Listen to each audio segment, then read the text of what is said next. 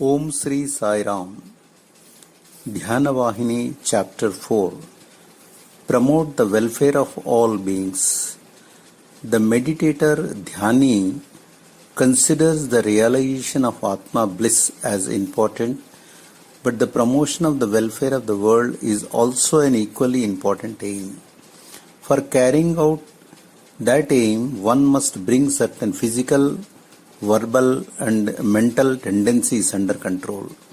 These are usually known as the tenfold sins: the 3 physical, the 4 verbal and the 3 mental.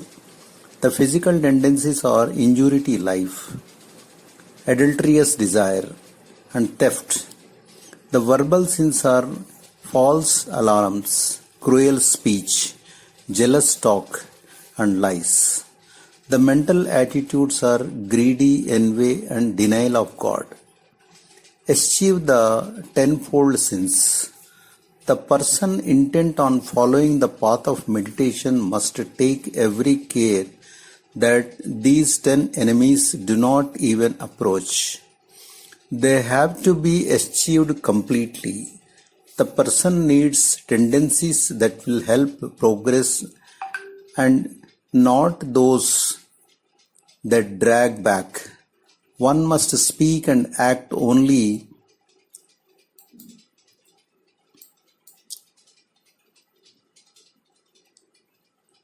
good, Shubha, for good alone is auspicious, Mangala, and the auspicious alone is Shiva. This is what the scriptures, Shastras also say. The good is the auspicious. The auspicious is the spiritually helpful. The good is the instrument for merging in Shiva. Through the good, the meditator can achieve this world and the other. The meditator can promote their own welfare as well as the welfare of others. Welfare is the fruit of others. Ill fare is the fruit of ignorance. Through welfare alone can peace, joy and progress be attained. One's very basic duty is the welfare of all beings. Promoting it and contributing to it is the right task. Living out one's span of life in discharging this task is the ordained path. Be unaffected by illusion. The intellect, buddhi in us is the witness of all things in this objective world. These worldly things limit and color the intellect. They affect it and mold it into consciousness. Chaitanya, illusion, Maya is only the intellect as affected by everything. As warped and twisted by the impressions of everything, therefore, the spiritual consciousness that is unaffected by illusion, that is, upon which the world has failed to produce any impression, is the Lord, Ishvara. Therefore, the person who is striving to reach the stage of the Lord must be unaffected by illusion, unimpressed by the world. How can one remain so unaffected? Through analysis, ratiocination, fearless inquiry and pure reason. To acquire this analytical reason, Viveka, sharing in the task of promoting the welfare of every being is in nature is essential. First, good qualities. Later, the absence of qualities. The passing show, this world, Jagat, is based on illusions, Maya. That is why it is branded false. But do not conclude that mere recognition of the falsity of the world or an awareness that one has certain shortcomings will lead one on the higher path and take one to the highest truth. Without a good character, full of sterling qualities, one can never achieve progress in the spiritual field. Progress depends on the worth and quality of the individual, just as the harvest depends on the fertility of the field. Upon such a worthy piece of land, sow the seeds of sterling qualities, and irrigate with the waters of reason and analysis, the plentiful harvest will be ready in due time. On lands where the seedlings of good qualities are not planted and tended, unless weeds multiply, useless weeds multiply, and where orderly gardens could have been formed, thorny bushes create a jungle of impenetrable confusion.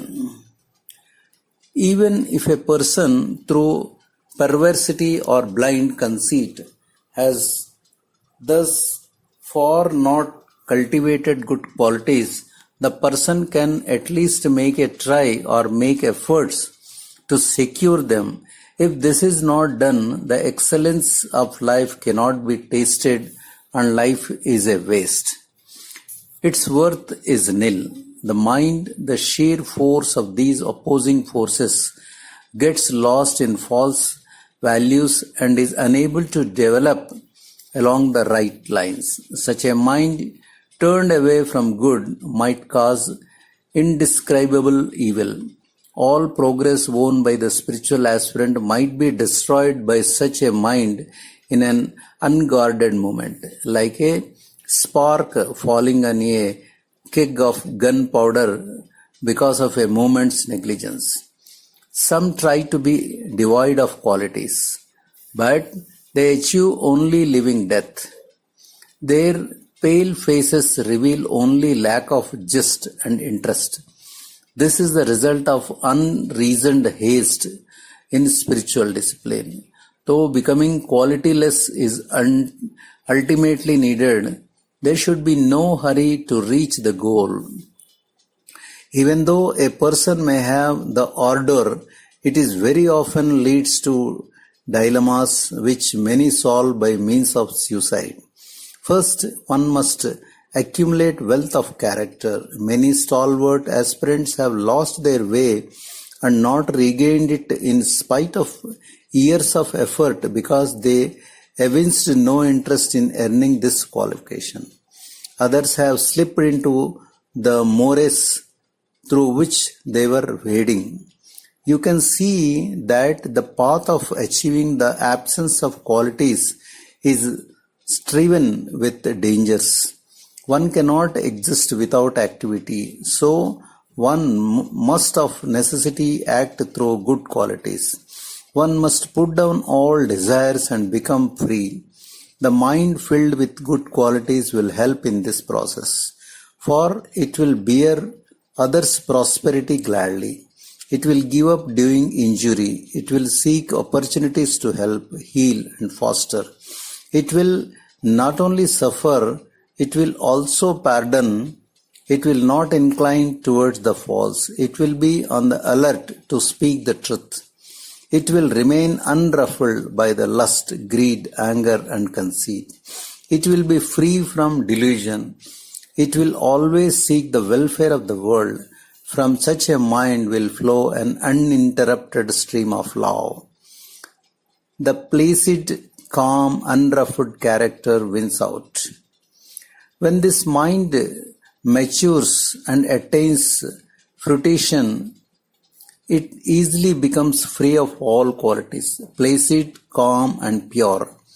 It easily merges in the one Atma without a second. Each person has the unique chance to taste the inner peace that such a mind can grant, but unfortunately most are strangers to the unshakable joy and equanimity that is their birthright. Meditation is the only island of refuge in the ocean of life for all beings tossed on the waves of desire, doubt, dread, and despair. The Vedantic truth must be present in the mind even while the world of objectives Vishya is being attended to. Consider the condition of this world hundreds of thousands of years ago. At that time, this globe was the scene of only two things. On one side was the fiery lava which poured forth from the volcanoes and crevices that scared the surface of the earth. The flood of destruction descended on all sides and spread fear and death in the regions around, as if the end of everything had come. On another side, the scarcely noticeable molecules of living matter, the microscopic amoeba, floated on the waters or clung to the crevices among the rocks, keeping the spark of life safe and well protected. Upon which of these two, one boisterous and bright, and the other quiet and secluded, would you have built your trust? At that time, surely no one would have believed that the future was with the amoeba or the animalcule. Who could have foreseen that these minute specks of life could hold out against the gigantic onslaught of molten lava and earth shaking upheaval? Nevertheless, that speck of life consciousness, Chaitanya, won through, unheralded by the fire and dust, by swooping gale or swallowing floods. The amoeba, in the process of time and by the sheer force of the life principle it embodied, blossomed into goodness and strength of character, into art and music, into sang and dance, into scholarship and spiritual discipline and martyrdom, into sainthood and even avatars of godhood. In all this, the history of the world is found summarized. In the confusion of overpowering events, we see people sometimes placing faith in loud and noisy men who are enslaved by their own passions. But this is a passing phase. It will not last. When things are placed calm and unruffled, people can merge themselves in the atmosphere of delusionous consciousness, which is the highest they can reach. The peace, Shanti, they taste there is subtler than the subtlest. They must ascend to it through effort, guided by reason, through meditation. When the enjoyment is full and complete, it is no other than the divine status. The coveted goal of life, people do not generally strive for it because they know nothing of its supreme attraction. Meditation gives them the first inkling of that bliss. Meditation is the basis of spiritual experience. Therefore, everyone must now strengthen the mind and make it aware of the happy moments of bliss. Otherwise, there is a likelihood of the mind discarding all effort to reach what is now dismissed as empty and useless. But once the mind is convinced that the moment of attunement with divine consciousness, Chaitanya, is a moment of complete power, suffused with the divine power, Shakti, then the effort will not be slackened. The spiritual aspirant can reach the Atmic realization without further interruption. With this as the ideal, carry on meditation and mental repetition of the divine name from now on. The step immediately after meditation, Dhyana, is total absorption, Samadhi. Meditation is the seventh of the eightfold yoga. Do not give up this royal road that leads you on to that sacred goal. Meditation is the very basis of all spiritual practice, sadhana. Jai Sai Ram.